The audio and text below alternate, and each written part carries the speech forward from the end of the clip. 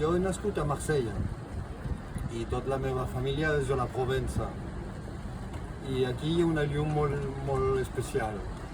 I per això he fet aquesta nova pel·lícula aquí, en aquest país, perquè la llum, jo tenia ganes de filmar aquesta llum. Aquesta pel·lícula l'he filmat amb la meva filla, l'Àngela Famari, que és una jove directora de fotografia i amb qui l'Àngela ha nascut allà a dins, no?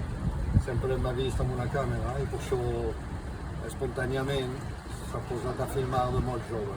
I ara hem fet aquesta pel·lícula junts, o filmava ella o filmava jo, ho fèiem tots junts i realment jo crec que ha sigut una experiència molt maca com a pare, com a director de cine i d'aprofitar d'aquesta llum de la Provença que és tan maca.